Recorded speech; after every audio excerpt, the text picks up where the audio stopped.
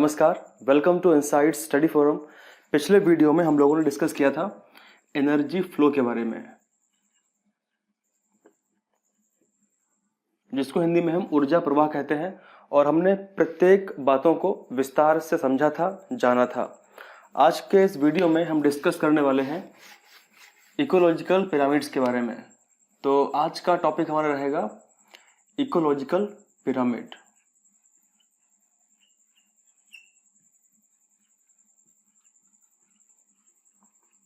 और इसमें हम विस्तार से जानेंगे कि कौन कौन से पिरामिड्स होते हैं और कितने टाइप्स की पिरामिड्स होते हैं, और आखिरकार पिरामिड्स हमको क्यों पढ़ने चाहिए और पिरामिड से क्वेश्चंस जो हैं वो कैसे आते हैं। तो जो भी इम्पोर्टेंट जानकारी होगी वो आज के वीडियो में हम डिस्कस करेंगे। पिरामिड्स टॉपिक काफ़ी बड़ा है और इसमें 3 टाइप्स के पिरामिड्स हम पढ़ेंगे, जिसमें से आज हम थोड़ा सा इंट्रोडक्शन लेंगे पिरामिड्स के बारे में और टाइप 1 हम फिनिश करेंगे।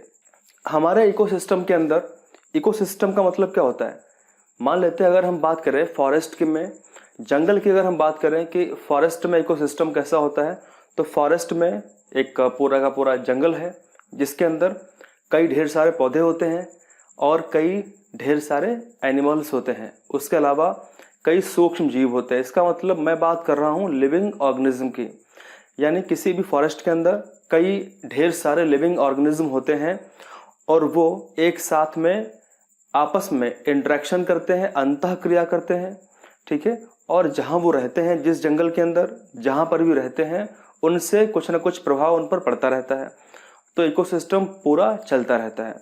अब यहाँ पे ये है कि इकोसिस्टम में अगर हमको सही तरीके से एक ट्रॉपिक लेवल की अगर हम बात करेंगे, यानी हम अगर बात करेंगे पोषण स्तरों की, कि कौन कौन से प्रकार के पोषण स्तर होते हैं और उनमें किस तरीके से एनिमल्स एक दूसरे पर डिपेंड रहते हैं, तो उसके लिए अगर अच्छे से हमको समझना है तो हमको पिरामिड को समझना पड़ेगा। एक छोटी सी डेफिनेशन लिखते हैं। देखिए, पारिस्थितिक पिरामिड किसी भी इकोसिस्टम में, किसी भी पारितंत्र में, ठीक है, किसी भी पारितंत्र में पोषण स्तरों का, जितने भी पोषण स्तर होते हैं, ठीक है, पोषण स्तरों का आलेखित निरूपण होता है। एक तरीके से अगर समझें हम, आलेखित निरूपण होता है। अगर हम बात करें इंग्लिश में तो हम ये बोल सकते हैं कि it is a graphical representation, ठीक है।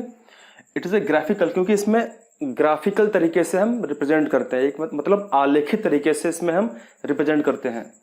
तो graphical representation of trophic levels in an ecosystem. Ecosystem में जो भी एनिमल्स रहते हैं, मतलब इकोसिस्टम में किसी भी पारिस्थितिक तंत्र में जितने भी एनिमल्स रहते हैं, जो भी जीव रहते हैं, उनका आपस में जो संबंध होता है अलग अलग पोषण स्तरों में, ठीक है, ऊर्जा और खाद्य के लिए, जो भी एनर्जी के लिए, फूड के लिए, जो भी आपस में उनका रिलेशन होता है, उसको हम 3 तरीके से डिफाइन कर सकते हैं, ठीक है। तो 3 तरीके से हम समझेंगे, और वो 3 कौन कौन तरीके हैं। तो यहाँ पे क्या लिखा हुआ है कि जीवों के, यानी जो भी ऑर्गेनिज्म, जितने भी जीवित एनिमल्स होंगे, ठीक है, उनके जीवों के मध्य ऊर्जा का, एनर्जी का और फूड का, खाद्य का जो संबंध है, वो अलग अलग पोषण स्तर में, यहाँ पे बात करेंगे अलग अलग पोषण स्तर की। पोषण स्तर में 3 तरीके से हम डिफाइन कर सकते हैं, ठीक है।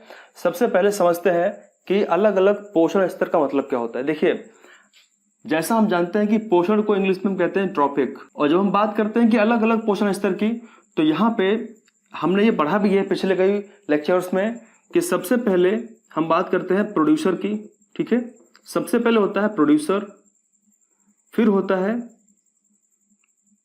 प्राइमरी कंज्यूमर, फिर होता है सेकेंडरी कंज्यूमर, फिर होता है टर्सरी कंज्यूमर। यानी ये उत्पादक है, यह प्राथमिक उपभोक्ता है, यह द्वितीयक उपभोक्ता है और यह तृतीयक उपभोक्ता है। तो ये हैं क्या, यही हैं अलग अलग पोषण स्तर, ठीक है। इसी को हम बोलते हैं अलग अलग पोषण स्तर। एक पोषण स्तर उत्पादक है, दूसरा पोषण स्तर प्राथमिक उपभोक्ता है। तो इस तरीके से ये सभी पोषण स्तर हैं, ठीक है। तो इसका मतलब ये है, स्तर में 3 तरीके से दिखा सकते हैं, यानी 3 तरीके से रिप्रेजेंट कर सकते हैं। तो वो 3 कौन कौन तरीके हैं जरा हम समझते हैं। तो सबसे पहले हम दिखा सकते हैं संख्या में, ठीक है। दूसरा हम दिखा सकते हैं जीव भार में, या इसको बोल सकते हैं हम जीव द्रव्यमान, और यही इसको बोला भी जाता है। और इसके अलावा फिर है ऊर्जा। ठीक है, तो 3 तरीके से हम इसको दिखा सकते हैं अलग अलग पोषण स्तर में। तो यही इसी से हमारे टाइप्स ऑफ जो पिरामिड है वो निकल के सामने आते हैं। वो कितने हैं? 3 हैं। कौन कौन से हैं? संख्या पिरामिड, जीव द्रव्यमान पिरामिड और ऊर्जा पिरामिड। ठीक है, टाइप्स ऑफ इकोलॉजिकल पिरामिड। ठीक है, यानी पारिस्थितिक तंत्र के पिरामिड का प्रकार कौन कौन से होंगे। तो सबसे पहले हम बात करेंगे पिरामिड ऑफ नंबर, दूसरा हम बात करेंगे पिरामिड ऑफ बायोमास, और तीसरा हम बात करेंगे पिरामिड ऑफ एनर्जी। तो 3 हमारे पिरामिड हैं। आज के लेक्चर में हम डिस्कस करने वाले हैं पिरामिड ऑफ नंबर्स को, संख्या पिरामिड को, और हम जानेंगे विस्तार से कि कौन कौन से इसमें हमको कॉन्सेप्ट ध्यान में रखने हैं और क्वेश्चंस जो है वो कहाँ कहाँ से आ सकते हैं। ठीक है, तो सबसे पहले स्टार्ट करेंगे पिरामिड ऑफ नंबर, यानी इसको हिंदी में संख्या पिरामिड हम कहेंगे। यह प्रत्येक पोषण स्तर में प्रति इकाई क्षेत्रफल में, ठीक है, या प्रत्येक पोषण स्तर में प्रति इकाई क्षेत्रफल में जीवों की संख्या को दर्शाता है। तो यहाँ पे हम ध्यान रखेंगे कि it shows numbers of organism.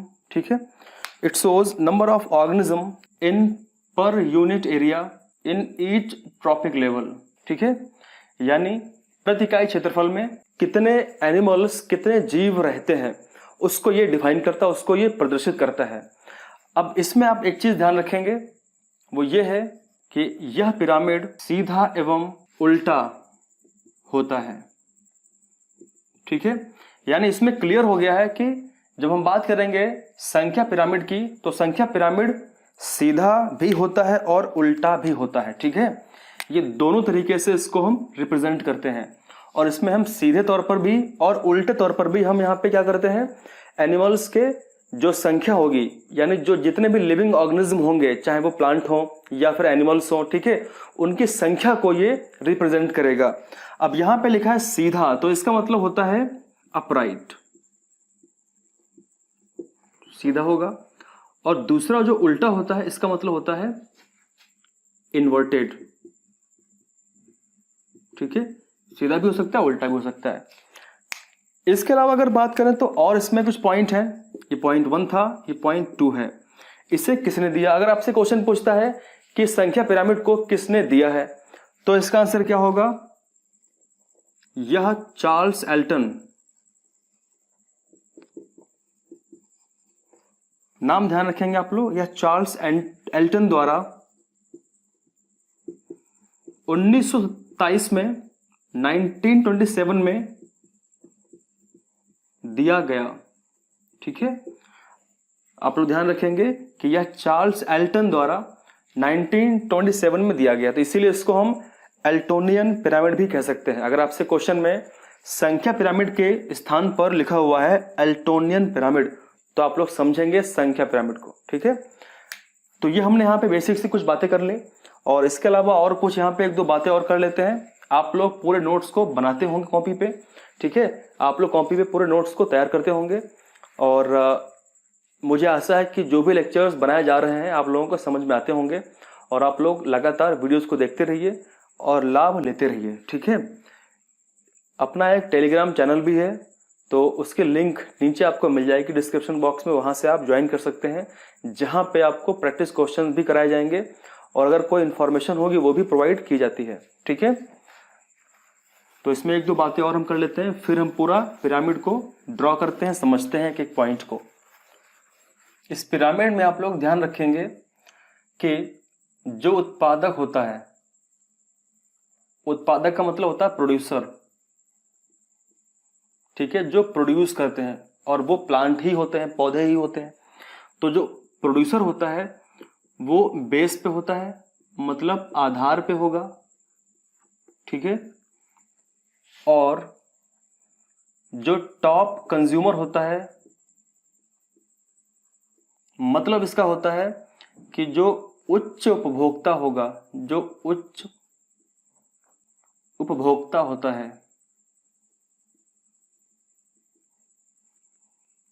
वो कहां पे होगा?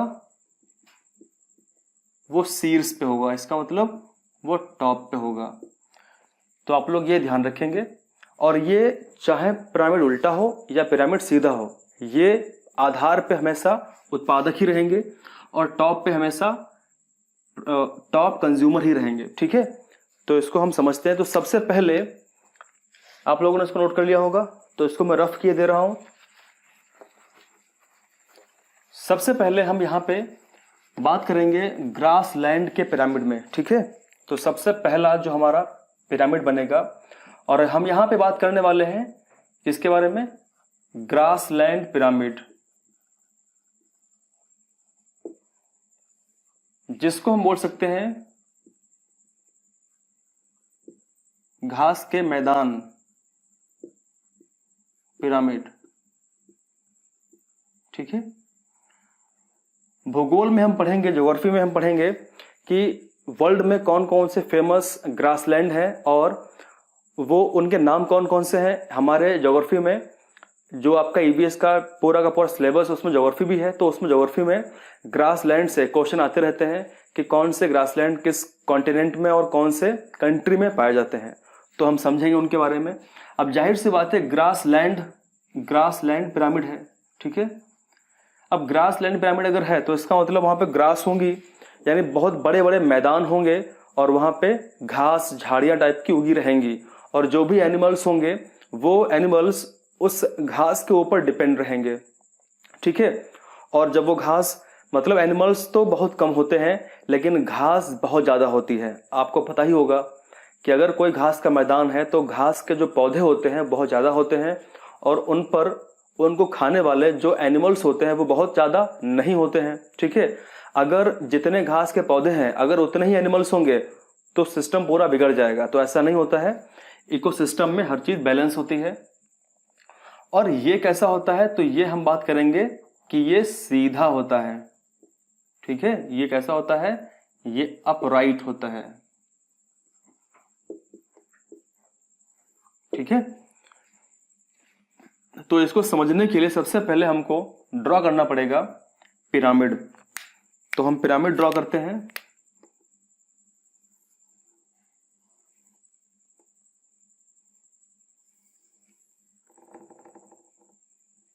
तो आपके सामने पिरामिड ड्रॉ हो चुका है, और इस पिरामिड में हम समझने वाले हैं एक एक करके कि किस तरीके से ग्रासलैंड में जो ऑर्गेनिज्म है वो संख्या के हिसाब से किस तरीके से प्रदर्शित किए जा सकते हैं।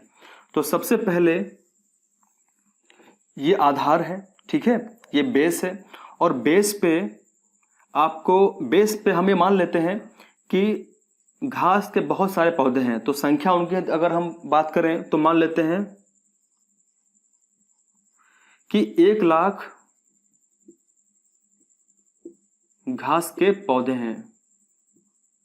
ठीक है, और घास के पौधे क्या होंगे? उत्पादक होते हैं, हम सब जानते हैं। ठीक है, किसी भी इकोसिस्टम में, यानी घास के मैदान के इकोसिस्टम में लगभग 1,00,000 घास के पौधे हैं। ठीक है, इन 1,00,000 घास के पौधों को खाने वाले लगभग हम मान लेते हैं कि 1,000 टिड्डे हैं। टिड्डों को हम क्या बोलते हैं? ग्रास होपर बोलते हैं, और टिड्डे क्या है? ग्रास होपर है। ठीक है, तो ग्रास होपर क्या होंगे? ये होंगे प्राथमिक उपभोक्ता। ये प्राथमिक उपभोक्ता होंगे, प्राइमरी कंज्यूमर होंगे। और इन 1,000 टिड्डों को खाने के लिए मान लेते हैं कि 100 मेढक हैं। ठीक है, 100 फ्रॉग हैं। फ्रॉग यहां पे क्या हो गया? द्वितीयक उपभोक्ता, सेकेंडरी कंज्यूमर। ठीक है, अब जाहिर सी बात है, अगर टिड्डे 1,000 हैं तो फ्रॉग भी अगर 1,000 होंगे तो सिस्टम बिगड़ जाएगा। ठीक है, तो यहां पे हमेशा जैसे हम आधार से, ये है क्या? ये इसका आधार है। ठीक है, ये आधार है, और हम कर क्या रहे हैं? हम आधार से शीर्ष की ओर जा रहे हैं। तो जैसे जैसे हम ऊपर की ओर जाएंगे इस पिरामिड में, वैसे वैसे आपको दिख रहा होगा कि संख्या जो है वो लगातार कम हो रही है। ठीक है, आगे अगर बात करें तो मेढक को खाने के लिए 100 मेढक को खाने के लिए 10 सांप होंगे। और सांप यहां पे क्या है? सांप है तृतीयक उपभोक्ता, टर्सरी कंज्यूमर। ठीक है, और 10 सांप को खाने के लिए एक बाज होगा। ठीक है, एक बाज होगा, ईगल होगा या हॉक होगा। और ये क्या होगा? ये होगा उच्च उपभोक्ता। क्लियर है? तो यहां पे हमने क्या देखा कि यहां पे संख्या 1000 थी, ऊपर गए, सॉरी यहां पे संख्या 1 लाख थी, ऊपर गए संख्या 1000 हुई, और ऊपर गए संख्या 100 हुई। ऐसे ऐसे करते करते हम जब टॉप पे पहुंचे, ये कौन सा इसका पार्ट है?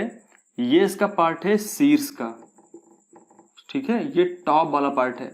तो यहां पे जब हम पहुंचे तो यहां पे हमने देखा कि जो संख्या है, संख्या वो क्या हो रही है? संख्या कम हो रही है। और आधार पे हमने देखा था संख्या कैसी थी? संख्या यहां पे अधिक थी। ठीक है, तो हम यहां पे बोल सकते हैं कि संख्या पिरामिड में, और खासकर ग्रासलैंड टाइप के पिरामिड में, आधार से जब हम ऊपर जाएंगे शीर्ष की ओर तो संख्या कम हो जाएगी। यही है संख्या पिरामिड। तो ये कैसा है? सीधा है। ठीक है, ये सीधा है। अगर मैं इस पिरामिड को जस्ट रिवर्स कर दूं, उल्टा कर दूं, यानी ये हिस्सा जो ऊपर वाला है ये नीचे आ जाएगा, और ये जो हिस्सा आधार वाला है, बड़ा हिस्सा, ये ऊपर चला जाएगा, तो ये उल्टा हो जाएगा। ठीक है, और ये उल्टा जो है वो कभी भी ग्रासलैंड पिरामिड में नहीं होता है, कभी भी घास के मैदान टाइप के पिरामिड में नहीं होता है। किसमें होगा? इसके लिए हम बात करेंगे वृक्ष में, एक जो ट्री टाइप का पिरामिड होता है उसके अंदर हम बात करेंगे। ठीक है, तो जरा आप लोगों ने समझ लिया होगा इसको पूरा। अगर कोई डाउट रह गया है तो आप लोग उसको पीछे से रिवाइंड करिए और पूरा वीडियो देखिए। ठीक है, एक एक पॉइंट समझ में आप लोगों के आ जाएगा। तो अब हम बात करने वाले हैं उल्टे पिरामिड के बारे में, और समझेंगे एक एक पॉइंट को हम। इसके बाद हम बात करने वाले हैं उल्टा पिरामिड के बारे में। ठीक है, उल्टा पिरामिड, तो अभी हमने बात की सीधा पिरामिड के बारे में, अब बात करेंगे उल्टा पिरामिड के बारे में, जिसको हम बोलते हैं इन्वर्टेड पिरामिड। ठीक है, और इन उल्टा पिरामिड की अगर हम बात करेंगे तो इसमें खासकर हम क्या बात करेंगे? हम बात करेंगे पैरासाइटिक इकोसिस्टम के बारे में। ठीक है, इसकी हिंदी क्या होगी सबको पता है? इसका हिंदी होगी परजीवी परितंत्र। ठीक है, तो यहां पे हम बात करने वाले हैं कि परजीवी परितंत्र जो होगा, और खासकर इसमें हम बात करेंगे ट्री में। ठीक है, यानी एक हम वृक्ष की बात करेंगे ट्री में, तो उसको लेकर के हम समझेंगे। आप लोग ध्यान रखेंगे कि उल्टा पिरामिड की जब भी बात होगी तो हम ट्री इकोसिस्टम में, यानी एक वृक्ष परितंत्र में, या फिर हम बोल सकते हैं कि हम एक परजीवी परितंत्र की बात करेंगे। ठीक है, तो इसमें अगर हम समझे सबसे पहले इसको बेसिकली, तो होता क्या, मान लेते हैं कि एक ट्री होगा कोई। ठीक है, एक कोई पेड़ है, ये पेड़ कितने होंगे? एक होगा। इस पेड़ पर रहने वाले जो बर्ड होंगे, बर्ड्स का मतलब क्या होता है? पक्षी होता है। तो इस वृक्ष पर रहने वाले जितने भी पक्षी होंगे, बर्ड्स होंगी, क्या वो एक होगी सिर्फ? नहीं, सबको पता है कि एक वृक्ष पर बहुत सारे पक्षी रहते हैं। तो हम मान लेते हैं कि इस वृक्ष पर लगभग 100 पक्षी, बहुत ही बड़ा विशाल वृक्ष है, इस पर 100 पक्षी रहते हैं। ठीक है, तो जो पक्षी होंगे, उन पक्षियों के जो फर है, उनके जो पंख हैं, उनके पंख के अंदर कई ढेर सारे परजीवी हो सकते हैं। ठीक है, कई ढेर सारे परजीवी हो सकते हैं। तो इसी को हम बोलते हैं पैरासाइट। क्या बोलते हैं इनको? हम पैरासाइट बोलते हैं, पैरासाइट्स। ये कितने होंगे? क्या 100 होंगे? पैरासाइट बहुत छोटे होते हैं, सूक्ष्म होते हैं, तो ये बहुत ज्यादा होंगे। कितने होंगे? मान लेते हैं कि ये 1000 होंगे। अगर आपको डाउट है कि परजीवी क्या होते हैं तो आप लोग समझेंगे, जैसे मान लेते हैं कि अगर किसी भी इंसान के सर में जुएं हैं, तो जुएं क्या होते हैं? जुएं, इंसान का शरीर एक है पर उसके खोपड़ी में, उसके जो बालों में जुएं क्या एक होंगे? नहीं, जुएं बहुत सारे हो सकते हैं। तो जुएं क्या है? परजीवी हैं। परजीवी क्या क्या होते हैं? जो किसी के शरीर में रहते हैं और उससे पोषण प्राप्त करते रहते हैं। जिसके शरीर पर रहते हैं उसको हानि होती है और परजीवियों को फायदा होता रहता है। ठीक है, तो ये पूरा सिस्टम चलता है। तो हमने देखा कि वृक्ष एक था, वृक्ष पर रहने वाले 100 पक्षी थे। पक्षी के अंदर फर में, पंख के अंदर, ठीक है, गर्दन वाले भाग में 1000 परजीवी थे। और इन 1000 परजीवियों में कई ढेर सारे हाइपर पैरासाइट्स होंगे। ठीक है, हाइपर, इसको बोलते हैं कि अधिक, सर्वाधिक परजीवी, अधिक परजीवी होंगे, जो जाहिर सी बात है 10,000 हो सकते हैं। तो हमने क्या देखा कि आधार से, आधार पे हमेशा क्या था? आधार पे हमेशा यहाँ पे उत्पादक था, प्रोड्यूसर था, ये एक था। और जैसे जैसे हम ऊपर की ओर जा रहे हैं तो हमने क्या देखा कि एक से संख्या लगातार बढ़ रही है। ठीक है, इसी को हमको शो करना है, दिखाना है एक पिरामिड में, वो भी उल्टा। ठीक है, जरा इसको हम समझते हैं और एक एक चीज को ड्रॉ करते हैं। आप लोग पूरे नोट्स बनाते रहें, एक एक पॉइंट को लिखते रहें और समझते रहें। ठीक है, ये सारे वीडियोस आपके लिए अत्यंत इंपॉर्टेंट है। और अगर आप लोगों ने जो पीछे वीडियोस अपलोड हुए हैं नहीं देखे हैं तो उनको अवश्य देखिएगा। ठीक है, तो यहाँ पे हम ड्रॉ करेंगे उल्टा पिरामिड। जैसे हम जानते हैं कि ये पिरामिड सीधा होता है ऐसा, ठीक है, और इसका जस्ट उल्टा अगर हम कर देंगे, इस पिरामिड का अगर हम उल्टा कर देंगे तो ये हिस्सा जो है वो नीचे आएगा और ये हिस्सा ऊपर जाएगा। इसका मतलब क्या होगा कि कुछ इस तरीके से ये पिरामिड जो है वो ड्रॉ होगा। ठीक है, ये पिरामिड उल्टा हो सकता है। कौन सा? हम लोग बात कर रहे हैं संख्या पिरामिड की। ठीक है, किसकी बात कर रहे हैं हम लोग? संख्या पिरामिड की, नंबर पिरामिड की बात कर रहे हैं। ठीक है, तो ये उल्टा हो सकता है, ये ध्यान रखेंगे आप लोग। तो यहाँ पे ये इसका आधार वाला पार्ट है। ठीक है, यहाँ पे हमने मान लिया है कि यहाँ पे एक ट्री है। ठीक है, इस एक ट्री पर, यानी एक ये पेड़ है, इस एक पेड़ पर हमने देखा कि बर्ड्स रहती हैं, पक्षी रहते हैं। वो कितने हैं? लगभग 100 होंगे। ठीक है, और इन पक्षियों के शरीर पर पैरासाइट्स यानी परजीवी रहते हैं जो 1000 हो सकते हैं।